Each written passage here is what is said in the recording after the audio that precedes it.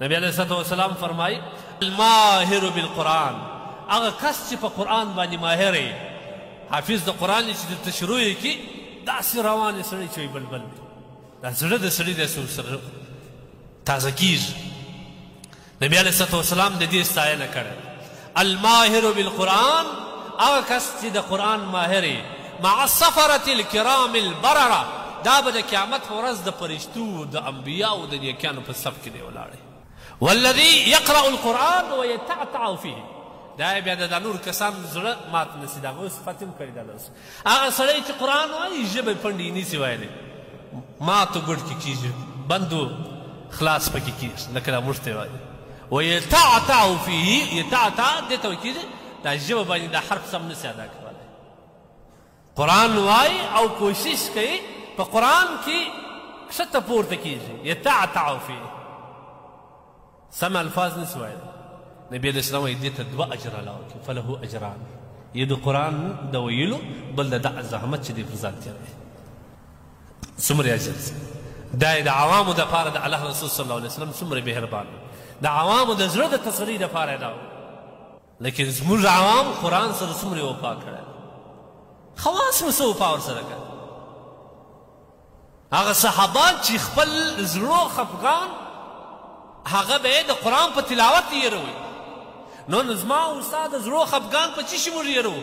په سروز په غزل یې یېروو، په غیبت په بهتان یې یېروو، په فسق او په فجور یې یېروو. هلته یو بانډار جوړ کړو، یاره زړونه مو د غمه ډک دي، ته خو یو بانډار جوړ کړه ماشا. هغه دعوت هم ورته وکړي، ډوډۍ هم ښه ورکړي، د دا 1 زرې ثواب والله کله ورکړي پر دې پیسو، پر دې ډوډۍ باندې. او بیا نه چای هم راواخلي، بیا نو غیبتو ته ملا وتړي، بیا پسخند او رشخند ته ملا وتړي.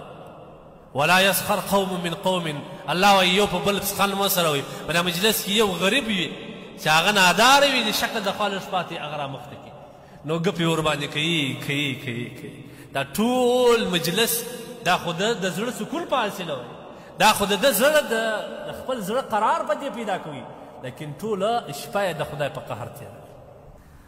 د الله سبحانه وتعالی وایي څه وایې چیرې ځغلی، زړه دې خبر یې، زړه دې سکون نه لري. الله وایي راس الا بذکر الله تطمئن القلوب، زما په ذکر باندې د قرآن په تلاوت باندې زړه خپل اطمینان پیدا کوي. راس دغه ووایه، ته چیرې ځغلی، پر کومه خوا ځغلی.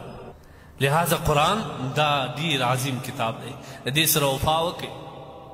نن زموږ د اسلام خو الله نه شاته کوي، د مسلمانانو د پستی او د شاته د تګ یو غټ لامل دا دی موږ د خپل قرآن سره وفا نه ده کړې.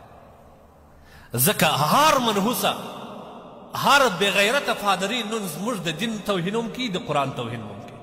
او ما او تا دا شپږ لا هم نه کړو، دومره درد والله که راباندې تېرېږي لکه یو ستن چې په ځان جګو. دا زما او ستا اسلامي غیرت سو، دا مو اسلامي ننګ سو، دا مې اسلامي بیړه سوه. او زموږ په دې اجتماع کې دا کافران ډېر زیات فکر والا خلک دی، دا د مسلمان ورځ په ورځ ازمایي. لکه موږ چې یو شوګر والا یو بلډ پریشر لري او یا کینسر مرض لري، هغه وایي په میاشت کې به راځې د خپله وینه به راکوې، زه ستا ټیسټ کوم چې ستا شوګر مخ نه دی کشار. دا کافران هر کال نه هره میاشت زموږ ټیسټ کوي چې ولې اسلامي غیرت نور څو پاتې دي، لږ دي که ډېر.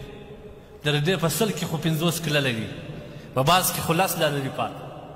ایماني غیرت پاتې دی که نه دی؟ بیا یو ټیسټ وکړي، ټیسټ مرسي وي نه کافي نه.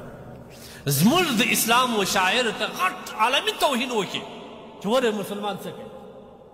مسلمان ارام ناست ولکه د شپږ لا خوري. مخته به موږ څه حالت، مخته حالات به بیا څنګه تېرې شي. دا خو اوس دا حالات بیا هم یو کس د زړه څخه یو آه وباسي، دا وذلک اضعف الایمان، دغه د ایمان اخرنی ایمان.